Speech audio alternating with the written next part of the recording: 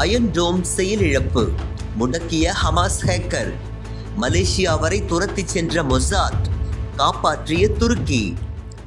இஸ்ரேலின் மாபெரும் சக்தி வாய்ந்த ஆயுதமாக கருதப்படும் அயன் டோமை முடக்கி இஸ்ரேலுக்கு அதிர்ச்சி அளித்த ஹமாஸ் ஹேக்கரை மொசாத் கடத்திய நிலையில் அந்த திட்டத்தை முறியடித்து அவரை காப்பாற்றியுள்ளது துருக்கி உளவுத்துறை. நீண்ட நாட்களுக்கு முன்பு நடைபெற்ற இந்த சம்பவம் பற்றிய ரகசிய தகவல்கள் தற்போது வெளியாகியுள்ளன. இது குறித்து துருக்கி செய்தித்தாளான டெய்லி ஷஃபா முக்கிய தகவல்களை வெளியிட்டுள்ளது.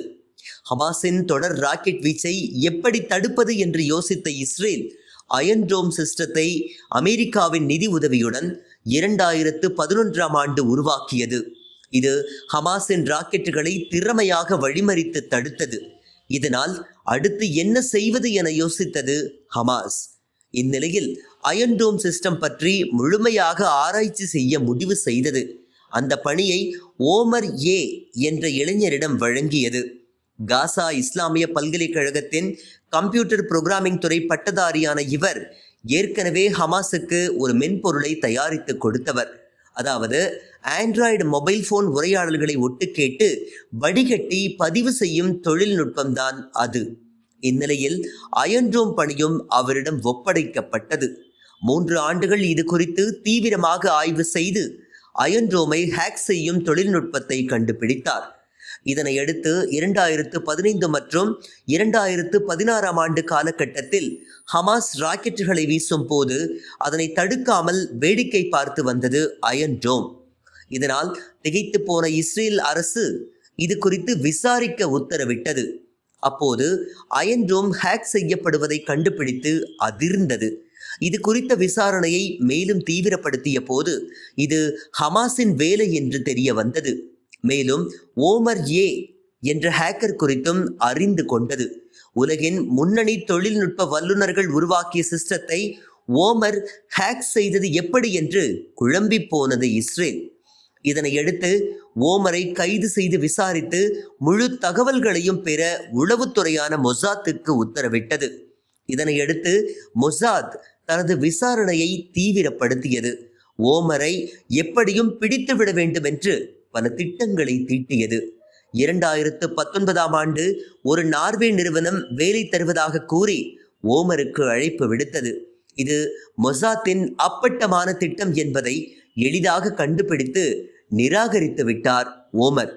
காசாவில் இருந்தால் எப்படியும் தன்னை இஸ்ரேல் உளவாளிகள் கொன்று விடுவார்கள் என்று அறிந்த ஓமர் 2020ஆம் ஆண்டு துருக்கி சென்று ரகசிய இடத்தில் வசித்து வந்தார். தான் துருக்கியில் இருப்பது யாருக்கும் தெரியாது என்று நினைத்து வந்தார். ஆனால் அவரது திட்டங்கள் மொசாத்திடம் எடுபடவில்லை. மோப்பம் பிடித்து துருக்கிக்கே சென்றது. அவரை அங்கிருந்து கடத்தி வருவது கடினம் என்பதால் வேறு வழிகளில் அவரை அங்கிருந்து வெளியேற்ற திட்டமிட்டது. இதனையடுத்து பிரான்ஸ் சாப்ட்வேர் நிறுவனத்தில் இருந்து பேசுவதாக கூறி முஸ்லிம் பெயரை கொண்ட 2 மொசாத் உளவாளிகள் அவரை தொடர்பு கொண்டு தங்களுக்கு ஒரு கோடிங் செய்து தர வேண்டும் என்று கேட்டு இஸ்தான்புல் நகரத்திற்கே வந்து சந்தித்தனர்.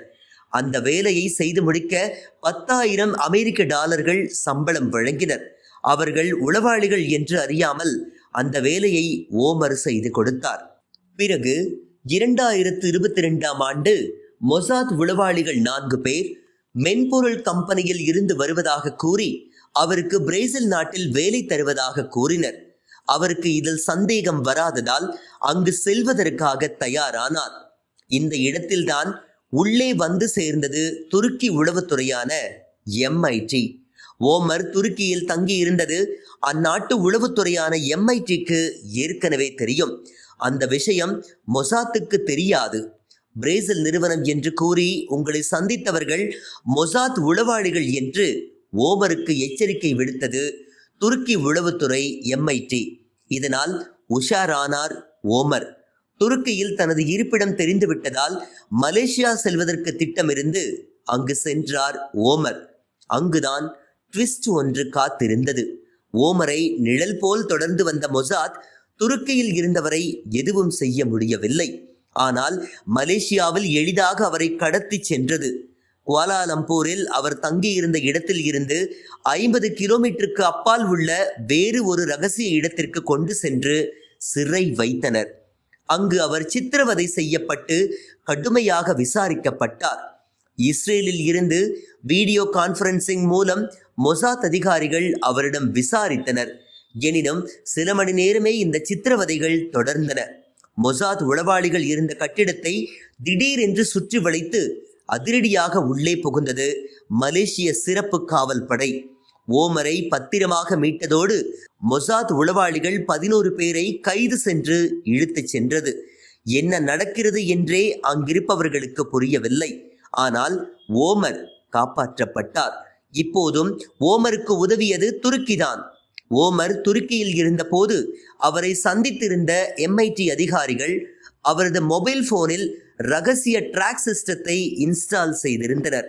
இதனால் ஓமர் இருக்கும் இடத்தை துல்லியமாக கண்டறிந்த துருக்கி உளவுத்துறை அந்த தகவலை மலேசிய காவல்துறைக்கு அனுப்பி ஓமரை காப்பாற்றியது. மலேசியா ஹமாஸை வெளிப்படையாக ஆதரிக்கும் நாடு என்பதால் துருக்கிக்கு முழு ஒத்துழைப்பு கொடுத்தது.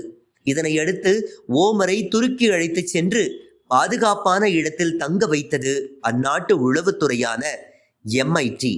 ஓமரை சிக்க வைக்க முயன்ற மொசாத் ஏஜென்ட்டுகளும் அடுத்தடுத்து கைது செய்யப்பட்டனர். ஹமாஸின் முக்கிய தலைவர்கள் அறிவுஜீவிகளுக்கு துருக்கி, ஈரான், லெபனான், கத்தார், மலேசியா உள்ளிட்ட பல நாடுகள் முழு ஆதரவு அளித்து அடைக்கலம் அளித்து வருவது குறிப்பிடத்தக்கது.